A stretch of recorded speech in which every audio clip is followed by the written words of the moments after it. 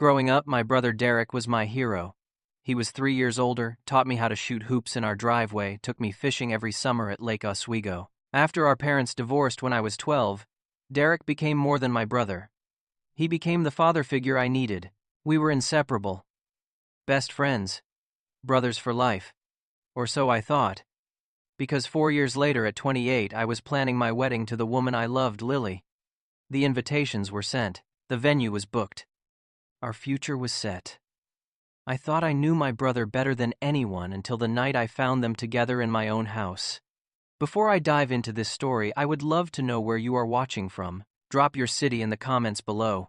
If you have ever dealt with betrayal from someone you trusted, hit that like button because you are not alone in this. And subscribe because what happened next changed everything I thought I knew about family loyalty and justice. Now, let me take you back to where it all began. My name is Harold, and back then, life felt perfect.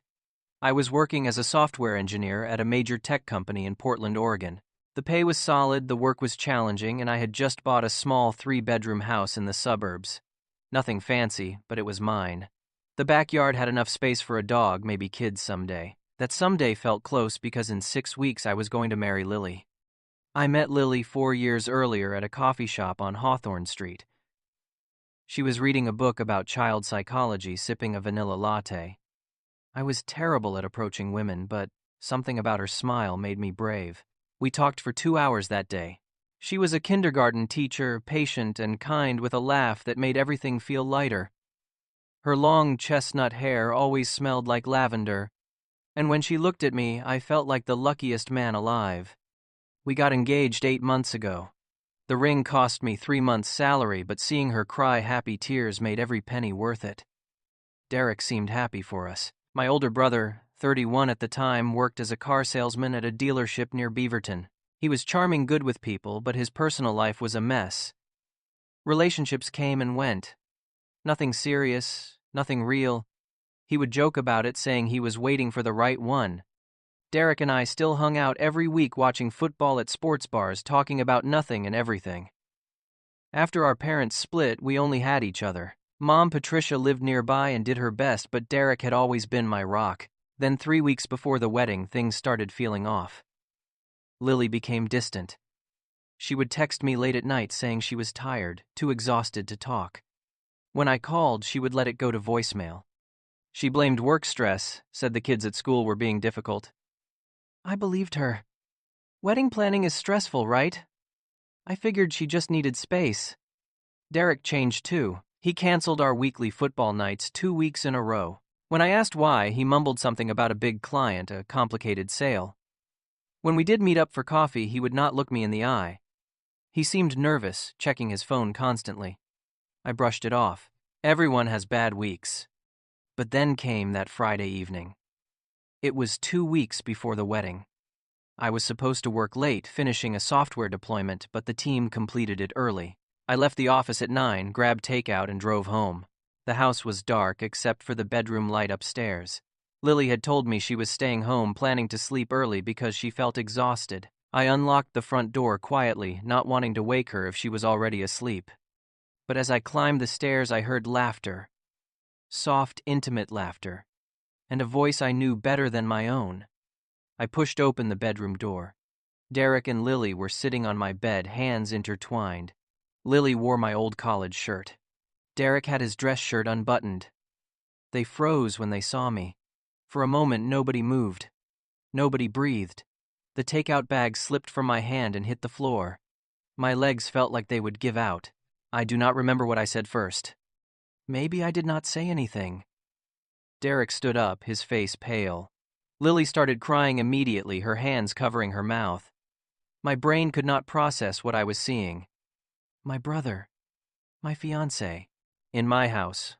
On my bed. Finally, I found my voice. It came out as a whisper.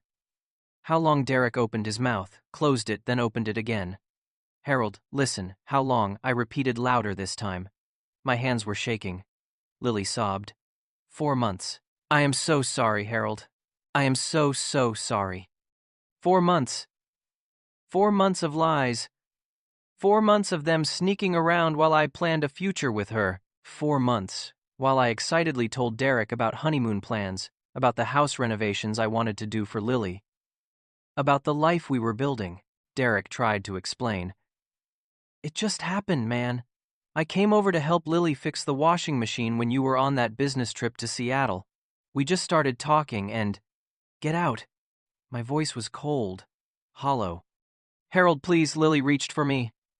I said, get out. Both of you. Now. Lily tried to approach me, tears streaming down her face. I stepped back. Do not touch me. Do not ever touch me again. Derek grabbed his jacket. We did not want to hurt you. Something inside me snapped. You did not want to hurt me. You are sleeping with my fiancé, in my house. 2 weeks before our wedding, I was yelling now something I rarely did. Get the hell out. They left. I heard Derek's truck start in the driveway, the engine fading into the night. I stood in that bedroom staring at the unmade bed, at the life I thought I had. Then my legs gave out and I sat on the floor back against the wall and stayed there until sunrise. The next morning I had to make calls. The wedding planner. The venue. The caterer. Each conversation was humiliating. I need to cancel the wedding. No, it is not being postponed. It is canceled. I lost nearly $15,000 in deposits. Money I had saved for years. Then came the hardest call. I phoned my mother, Patricia. She answered cheerfully, asking about wedding preparations. When I told her what happened, the line went silent for a long moment. Derek did what? Her voice shook with disbelief. I repeated everything. She called Derek immediately and he confirmed it. Worse, he told her he wanted to be serious with Lily. That this was not just some fling. My mother, who had raised us alone after the divorce, who had sacrificed everything for us, was devastated. She told Derek she needed time and stopped answering his calls. I called my father, George, who lived in California now with his new wife. Dad was furious. He promised to drive up and talk sense into Derek. But Derek would not take his calls either. Word spread fast. Small communities are like that. Friends started asking questions. Some supported me. Others unbelievably suggested that maybe I had not been attentive enough to Lily. Maybe I worked too much. Maybe this was partially my fault. Those friendships ended quickly. Even at work, people knew. My boss, Mr. Thompson, pulled me aside one day, asked if I needed time off. I said no. I needed to work. I needed something normal. But the sympathetic looks from coworkers made me feel exposed, vulnerable. 1 week after I kicked them out, Derek posted a photo on Facebook. Him and Lily at a restaurant smiling. The caption read, "Sometimes love finds you in unexpected places." I stared at that post for an hour. Unexpected places. Like your younger brother's bedroom, like the week before his wedding. The comments section filled with congratulations from people who did not know the truth. Friends from his work, distant relatives. So happy for you, you two look great together. Each comment felt like another knife in my back. Then Derek took Lily to meet our extended family. Our Aunt Margaret, Dad's sister, lived in Eugene. She threw a small dinner party thinking Lily was just Derek's new girlfriend. When she learned the truth later, she called me horrified. But some relatives defended Derek. You cannot control who you fall in love with, they said. These things happen. I stopped going to family gatherings. 2 weeks after that, Derek showed up at my house. It was a Tuesday evening. I was eating dinner alone, some frozen meal I barely tasted. The doorbell rang. When I opened it, Derek stood there looking uncomfortable. We need to talk like adults, he said. I still care about you, Harold. I stared at him. You are not my brother anymore. You are dead to me. Do not be dramatic, Derek said, his tone almost annoyed. Life moves on. People change. You will find someone else. Get off my property. Harold, now. He left, but his words stayed with me. Do not be dramatic. Like my pain was an overreaction. Like betrayal was just a minor inconvenience. I fell apart after that. I could not focus at work. I would stare at my computer screen for hours, accomplishing nothing. At home I drank, not heavily, but enough to numb the constant ache in my chest. Every night a few beers, sometimes whiskey, enough to sleep without dreaming about them. My best friend Marcus noticed. He was a graphic designer, someone I had known since college. He started showing up at my house unannounced, bringing groceries, forcing me to eat real food. "You cannot live like this," he told me one night. "You need to see someone. A therapist." I refused. "I am fine." "You are not fine. You have lost 15 pounds. You look like hell." "Thanks for the pep talk," Marcus sighed. "I am serious, Harold. This is not healthy." But I was not ready. Not yet. Because admitting I needed help meant admitting they had broken me. And I refused to give them that power. The turning point came 2 weeks later. I woke up one morning, looked at myself in the bathroom mirror, and did not recognize the man staring back. Hollow eyes, pale skin, I looked defeated. And I realized something: Derek and Lily had taken enough from me. They took my fiancé, my brother, my trust, but they could not take my future unless I let them. That day I joined a gym. I set my alarm for 5:30 in the morning and showed up before work. The first week was brutal. My body ached, but the pain felt good. It felt like progress. I stopped drinking. I started eating better, cooking actual meals, instead of surviving on frozen dinners and beer. At work, I threw myself into a major project. We were developing new software for managing cloud infrastructure, and I volunteered to lead it. My boss was surprised but supportive. I worked late, came in early, and finished the entire project 2 weeks ahead of schedule. Mr. Thompson called me into his office. "Harold, I do not know what has gotten into you lately, but this is exceptional work," he said, leaning back in his chair. "I am promoting you to senior engineer, $20,000 salary increase effective immediately." I thanked him, keeping my expression neutral. But inside, something shifted. For the first time in months, I felt proud of myself. I felt capable, strong. Around that same time, Marcus told me something interesting. He had run into an old mutual friend who worked at the same dealership as Derek. "Your brother got fired," Marcus said carefully. "Apparently he was missing too much work." I did not respond, but I listened. "And he is in serious debt," Marcus continued. "Borrowed $30,000 from some loan company." Something about maintaining a certain lifestyle. I thought about that Facebook post. The expensive restaurant. The new clothes Derek wore in those photos. He was trying to impress Lily, trying to prove he could provide the life I had offered her, and it was costing him everything. I did not feel happy about Derek's situation. But I did feel something else: vindication. The universe was taking care of things without me lifting a finger. A few weeks later, I ran into them at a grocery store. I was picking up ingredients for dinner when I heard arguing near the checkout lanes. I recognized Lily's voice immediately. I turned the corner and saw them. Derek looked stressed, his jaw tight.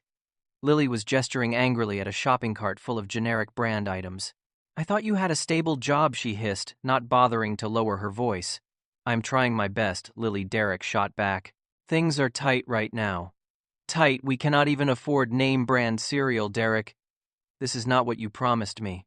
I walked past them without saying a word. Lily did not even notice me, too focused on berating Derek about money. But Derek saw me. Our eyes met for a second. He looked ashamed. I kept walking. Marcus later told me through the grapevine that Lily was having serious regrets. She missed the stability I had provided. The nice house, the financial security. She had traded all of that for passion, and now the passion was buried under bills and stress. One night my phone buzzed, a text from Lily. "Can we talk? I made a mistake." I stared at the message for a long time. Part of me, a small, petty part, wanted to respond. Wanted to tell her exactly how much she had hurt me. But I did not. I deleted the text and blocked her number. She did not give up. She called from different numbers. I declined every call. She even showed up at my office one afternoon. The security guard thankfully did not let her pass the lobby. When he asked if I wanted to come down, I told him I did not know anyone by that name. 2 months passed. Derek lost everything systematically, like watching a slow-motion car crash. He had to sell his Dodge Charger, the car he had been so proud of, just to pay off part of his debt. He moved back in with our mother. Patricia let him stay, but she made it clear she was disappointed. Their relationship was strained. Every conversation ended in arguments. Then, Lily left him. Marcus heard about it first. Apparently, Lily could not handle the stress of being poor. She had grown up middle class and expected that lifestyle to continue. When Derek could not provide it, when the romance faded and reality set in, she walked away. Just like she had walked away from me. One evening, about 5 months after that horrible night, Lily showed up at my door. It was raining and she looked miserable. Mascara ran down her cheeks. Her hair was wet and tangled. "I was wrong," she sobbed when I opened the door. "I was so stupid. Please give me another chance, Harold. Please." I stood there looking at this woman I had once planned to marry. I remembered loving her. I remembered the future we had planned. But I also remembered the betrayal, the lies, the humiliation. "You made your choice, Lily," I said calmly, "and I have made mine. I am not your backup plan. I know I hurt you, but people make mistakes. Sleeping with my brother for 4 months was not a mistake. It was a choice. You chose him over me every single day for 4 months. You do not get to come back now that it did not work out," she cried harder. "I love you. I never stopped loving you." "No, you do not. You love the life I could give you. There is a difference." I stepped back. "I hope you find what you are looking for, Lily, but you will not find it here." I closed the door. She knocked a few more times, begging, but I did not open it again. Eventually she left, and I felt nothing but relief. 1 month later, Derek appeared at my office. This time security called me and I told them to let him up. I was curious what he wanted. He looked terrible. He had lost weight. His beard was unkempt. His clothes were wrinkled. He stood in my office doorway like a stranger. "I am sorry, Harold," he said quietly. "I destroyed everything. I lost my job, my car, Lily, and worst of all, I lost you." He started crying.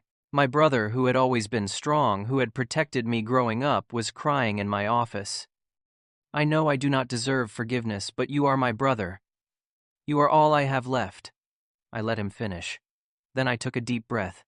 "I am not going to lie and say I forgive you completely. What you did broke me, but I am not the same person anymore. I am better. Stronger." Derek nodded, wiping his eyes. "You taught me something important, Derek. Some people will betray you no matter how much you love them, and that is on them, not on you." I opened my desk drawer and pulled out a business card. It belonged to a company owned by a friend who was hiring warehouse workers. "You need to rebuild your life. Start here." I handed him the card. "But do not expect me to be your brother again. That man died the night I found you in my house." Derek took the card with shaking hands. He looked at it, then at me, and nodded. "Thank you," he whispered. Then he left. I did not feel victorious. I did not feel vindicated. I just felt free.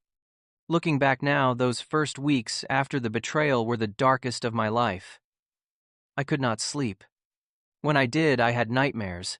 I would wake up in a cold sweat seeing them together, hearing Lily say she loved him. I questioned everything. Was I not good enough? Did I work too much? Was I boring, unlovable?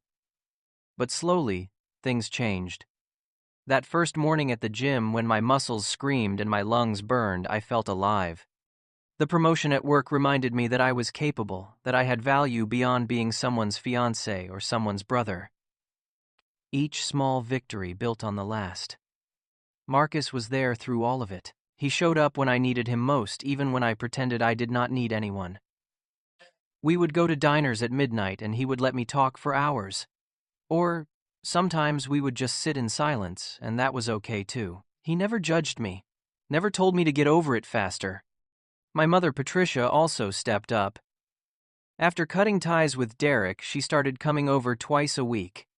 She would cook my favorite meals, pot roast and mashed potatoes, just like when I was a kid. We would eat together and she would tell me stories about her own heartbreak after divorcing my father.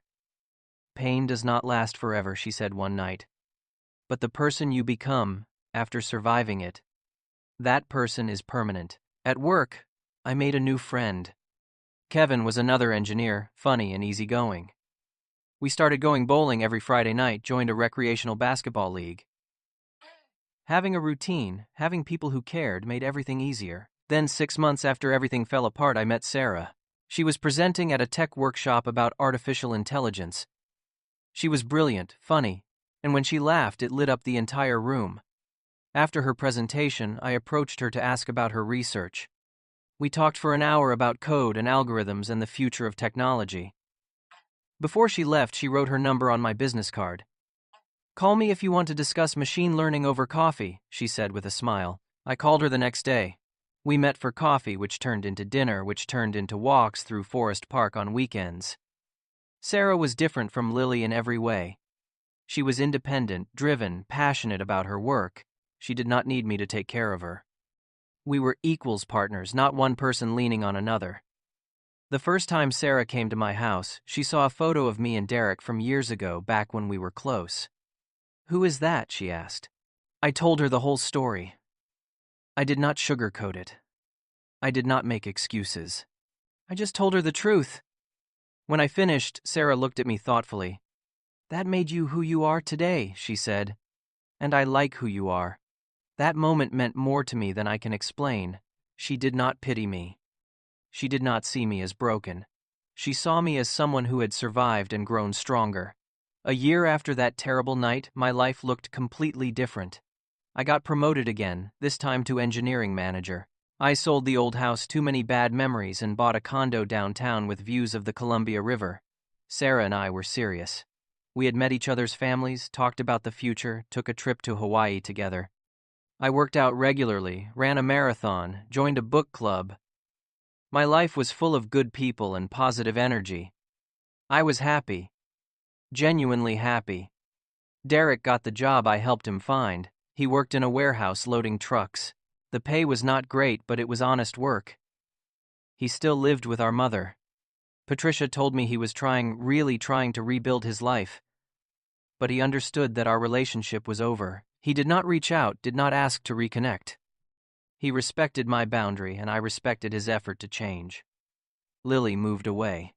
She went back to Idaho to live with her parents. Marcus heard through mutual friends that she was struggling. People in her hometown knew what she had done, and dating was difficult. I did not feel satisfied hearing that. I did not feel happy about her pain. I just felt neutral, like hearing about a stranger's misfortune. I had moved on completely. I learned something important through all of this. Trust is the most fragile thing in the world. Once it breaks, you can never fully restore it. And that is okay. Some people are not meant to be in your life forever. Some people are lessons, not blessings. I also learned that family is not always blood. Sometimes the people you share DNA with are the ones who hurt you most. Real family is the people who choose to stay to fight for you, to love you unconditionally. Marcus, my mother, Kevin, Sarah, those were my family now. Betrayal does not destroy you unless you let it. Derek and Lily took a lot from me. They took my fiancé, my brother, my trust, but they could not take my ability to rebuild. They could not take my worth. They could not take my future. Karma is not always dramatic. It is not always a lightning bolt from the sky. Sometimes it is quiet. It is watching someone lose everything they thought they wanted while you build something better with your own 2 hands. Derek lost his job, his money, his relationship, and his brother. Lily lost stability, respect, and her home. And me, I lost people who did not deserve me in the first place. The old Harold would have fallen apart. The old Harold would have begged them to stay, to explain, to make it right. But the new Harold knows his value. He knows when to walk away. And he knows that the best revenge is not revenge at all. It is success, peace, and genuine happiness. Right now, I'm sitting at a coffee shop by the river with Sarah. The sun is setting, casting golden light across the water. She is telling me about her new project at work, her eyes bright with excitement. I watch her, and I feel grateful. If that night had never happened, I would never have met Sarah. I would never have become this version of myself. The stronger version. The wiser version.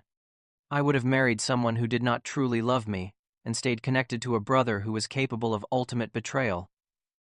Sometimes the worst thing that happens to you becomes the best thing that could have happened, not because it did not hurt. God, it hurt like hell. But because it forced you to grow, to evolve, to become someone better. Derek destroyed our family. Lily broke my heart. But in the ruins of that betrayal, I found something I did not know I was missing. Myself. The real me. The strong me. The me who refuses to settle for less than I deserve. And you know what? That is the ultimate payback. So, if you are going through betrayal right now, hold on. Karma does not always show up the way you expect. Sometimes it shows up in the mirror when you look at yourself and realize you are no longer the person who got hurt. You are the person who survived. And that person is unstoppable. Have you ever experienced betrayal from someone close to you? How did you handle it? Drop your story in the comments below. I read every single one, and your experience might help someone else who is struggling right now. If this story resonated with you, smash that like button. Subscribe to this channel for more real-life stories about overcoming adversity and finding strength in the hardest moments. Share this video with someone who needs to hear that they can survive anything. Thank you for listening to my story. I hope it reminds you that no matter what you are facing, you have the power to rebuild, to grow, and to create a life better than you ever imagined. Stay strong out there. You are worth more than anyone's betrayal. Take care.